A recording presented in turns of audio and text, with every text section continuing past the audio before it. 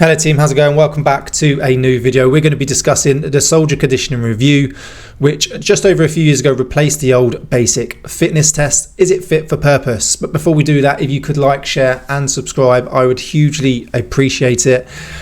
Really helps with the algorithm and it helps push the channel and we get closer to that 100,000k subscribers. But let's get into the video then. So the soldier conditioning review. There's three different sort of entry requirements and it replaced the old BFTs or PFTs. Used to be a 1.5 mile run, press ups and sit ups, and then you do an 8 mile tab, and that was your annual fitness test. And then you had other pre-deployment tests if you were going away on ops. But those are the four things that you used to have to do. For the most standard regular units, it was 1.5 miles in under 10.5 minutes. For the airborne units, commando units, it was 1.5 miles in under 9.5 minutes. And then it was 8 miles with 36 pound plus weapon plus water in 1 hour 55. For P company, the airborne guys, it was 10 miles in 1 hour 50, 36 pounds plus weapon plus water. The fit to fight, the new role fitness test entry. So this is what you would do at your assessment center. Okay, is your seated med ball throw, mid-thigh pull and a beep test, and it used to be the 2k run. Depending on which unit you're looking to go for, which role and trade that you're looking to apply for, will depend on what requirements you will have to meet. As you will say, an infantryman would have to get a different level on the beep test, the mid-thigh pull and a seated med ball throw, than say someone engineering or someone going into HR clerk, Inc. Corps. So go over to the British Army website and it will let you know the requirements you need to meet. You then have the fit to fight, the new role fitness test for basic training. This ensures the physical ability of Army personnel aligns to the physical requirements of their role. PES testing will be role related, reflecting the essential, most physically demanding tasks required to perform the specific role successfully. PES standards reflect the acceptable physical standards required to safely and satisfactorily complete these essential tasks. Role fitness test basic or RFT-BT will be used at the end of basic training to ensure soldiers, officer cadets are at the appropriate level of the fitness prior to commencing initial trade training.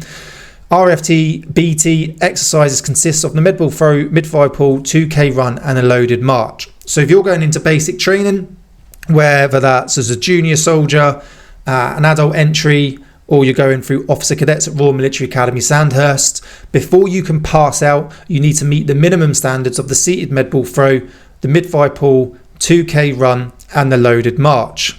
Once again, seated med ball throw, mid-thigh pull, 2k run will be role dependent. The loaded march, infantry RAC, it's a 4k tab with 20 kilos within 15 minutes, followed by a further 2 kilometer run with 15 kilos in 15 minutes. So you do the 4k, stop off after 50 minutes, you take out 5k out of your kit, and then you carry on and do a 2 kilometer run with 15 kilos in 15 minutes. Not too hard. They are pretty easy to do. So you shouldn't have any, they will build you up in training.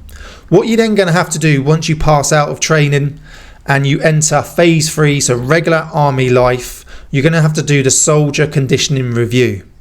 The Soldier Condition Review is a gender and age-free strength and conditioning diagnostic tool.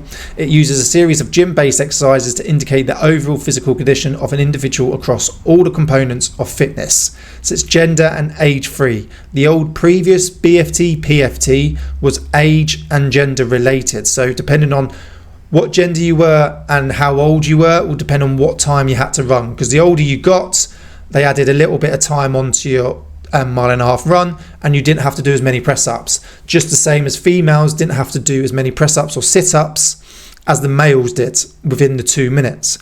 As part of the Army physical training system, the SCR is designed to highlight strengths and weaknesses across all these components. Modernising the Army's approach to physical training will enable PT staff to adjust and optimise individual and unit strength and conditioning programmes to ensure the required standards are maintained to support military tasks and operations. This is very important. As the first part says, SCR is designed to highlight strengths and weaknesses. Next part says, this will enable PT staff to adjust and optimise individual and unit strength and conditioning programmes to ensure the required standards are maintained to support military tasks and operations. This is where the issue with the SCR is, whether it's been changed now, but when I left a couple of years ago, it was still not being used correctly. I used to speak some PTIs at different units. We used to talk on Instagram and through other means. And it just wasn't being utilised correctly. And I can guarantee you within certain units, regular and reserve, it's still not being utilised correctly, which means soldiers think it's crap. Other people think it's crap, when actually the soldier condition review is actually really good. And it's a good way of testing your soldiers to see where they're currently at, to see what their strengths and weaknesses are. And then the important part is to adjust and optimize and plan and program an individual and unit strength and conditioning program. Gone are the days of just fast runs, steady state runs all in one group, a big circuit in a massive hall where the whole unit, the whole battery company, whatever it is, does just done the same circuit, same reps, same time. That's gone. It's now meant to be, you can split your groups down into different running groups. So you can have a slow, fast, medium group to work out the paces for those guys. You now do strength and conditioning sessions. So actually in the gym, doing back squats, front squats, overhead press, deadlifts. You work out the guys one max rep, and they go in there and they record their weight, or you record the weight for them, and they go in there and they lift the correct amount to the correct amount of reps for that session to help them improve. So what have they got to do? You've got the broad jump, a horizontal jump from a standing position to access lower limb explosive power. Seated med ball throw, a seated weighted throw with a 4K med ball to measure explosive upper body strength. The hex bar deadlifts, not your standard deadlift, a hex bar deadlift, a basic deadlift using a hex bar to assess lower limb strength. 100 meter shuttle sprints, 5 times 20 meter sprints to assess lower body explosive power and anaerobic capacity. Pull-ups completed using overgrasp, okay, so pronatal, to assess upper body strength. And in a 2K best effort run, following a group warm-up to assess aerobic capacity. What's meant to happen is the PTI is meant to assess you on your SCR midway through the year, see where you're failing, see where you're good at, see what your strengths and weaknesses are.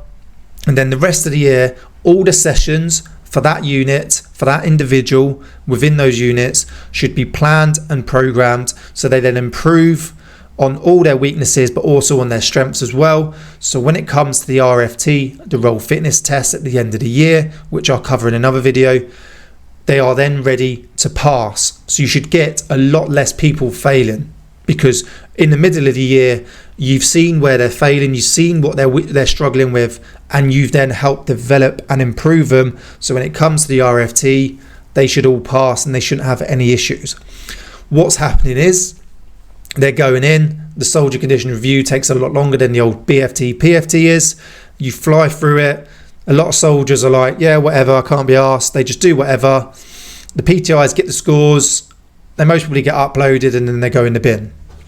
They're not then individualizing and programming. I guarantee you now, there's still PTIs that are doing that. It's most probably got better. When it first got rolled out, hardly anyone was doing it.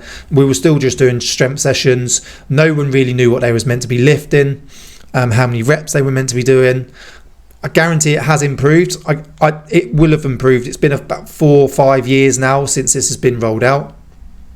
But I can guarantee there's still PTIs out there not doing it. And that's most probably why people think it's no good.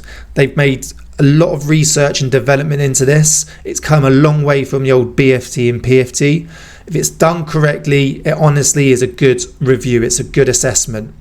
Right? But you've got to do it correctly. You've got to get the numbers, you've got to get the scores, you've got to upload them, and then the PTIs have then got to go away and work out the programs for each individual within that unit and plan the week's training around those numbers. Or get the guys in the unit as well to write their numbers down, get them logbooks, training logbooks, so they record their scores as well. So when they're going into a sprint session, when they're going into a strength session, they pull out their logbook, or you have it on the board in the gym hall, wherever you are, if you're a small unit, and they know what they're meant to be lifting each session. The SCR is good. It is fit for purpose as long as it's used correctly. The issue is it's not being used correctly. Like I said, it most probably is better than it was a few years ago, but I can guarantee you there's still PTIs out there within regular and reserve that are just not doing it correctly. This all then leads up to the physical employment standards, the PES, which I'll cover in another video. I have done an old previous video on it, but I'll do a new video on it to keep you updated.